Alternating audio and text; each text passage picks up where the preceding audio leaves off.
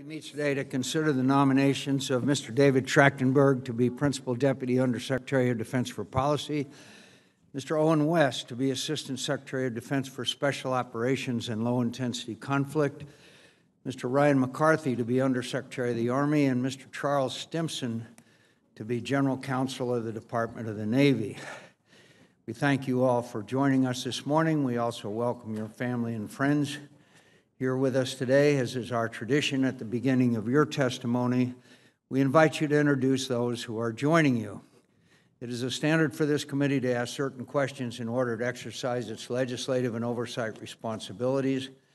It's important that this committee and other appropriate committees of the Congress be able to receive testimony briefings and other communications of information.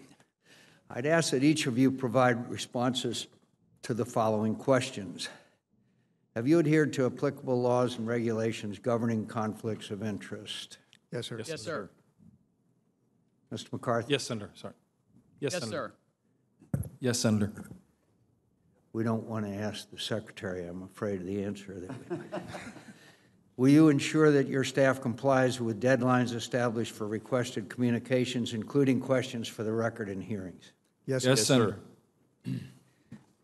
Will you cooperate in providing witnesses and briefers in response to congressional requests? Yes, sir. Yes, sir. Will those witnesses be protected from reprisal for their testimony or briefings? Yes, sir. Yes, Senator. Do you agree, if confirmed, to appear and testify upon request before this committee? Yes, Yes, sir. Do you agree to provide documents, including copies of the electronic forms of communications, in a timely manner when requested by a duly constituted committee, or to consult with a committee regarding the basis for any good faith delay or denial in providing such documents? Yes, sir. Yes, sir. Have you assumed any duties or undertaken any actions which would appear to presume the outcome of the confirmation process? No, sir. No, sir. Thank you. So, Mr. Trachtenberg, you bring to your nomination to be Principal Deputy Undersecretary of Defense for Policy many years of experience working on defense policy, both in the Office of the Secretary of Defense and at the House Armed Services Committee, which we won't hold against you. With increasingly complex threats on the rise around the world, from metastasizing terrorist organizations and cyber attacks to resurgent state powers and the specter of conventional conflict, this office has perhaps never been more important. Ultimately, any strategy to address these global threats is itself threatened by the caps on defense spending under the Budget Control Act. This Congress must do its part to end this senseless policy and get back to the business of budgeting to meet our national security needs. Given the wide-ranging responsibilities of the Office of the Undersecretary of Defense for Policy, I would be remiss if I did not acknowledge that the administration still has not developed a new strategy for success in Afghanistan. Here we are in mid-July, when the administration promised to deliver that strategy to Congress, and we're still waiting. I look forward to hearing about how you would help the department rise to this and other challenges if confirmed. And by the way, Mr. Trachtenberg, we will be developing a strategy to put on the defense authorization bill, Senator Reid and I and members of this committee. It is absolutely disgraceful that this administration has not developed a strategy, and they should be embarrassed in my view. Mr. West, if confirmed, you will be tasked with overseeing our nation's special operations forces. With these brave men and women engaged in over 80 countries around the world, this is no small job. Like the regional combat commands, SOCOM provided Congress with a long list of unfunded priorities for fiscal year 2018. This committee's NDAA authorized an additional $85 million above the administration's budget request for SOCOM to begin addressing the readiness and modernization challenges facing our special operations forces. Even as we work to address concerns in funding and readiness, it's important to remember that our special operations forces are not a panacea to our nation's security challenges, nor is their employment a substitute for strategy.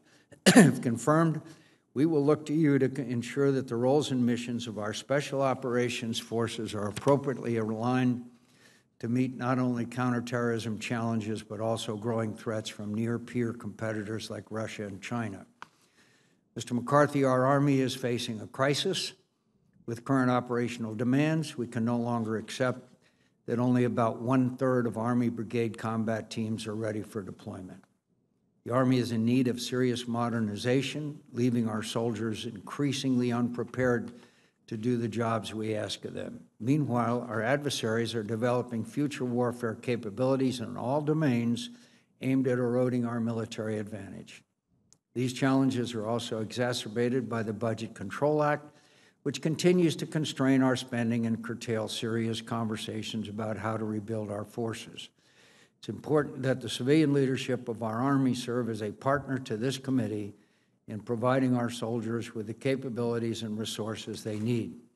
We look forward to hearing from you as to how you will address this important mission if confirmed.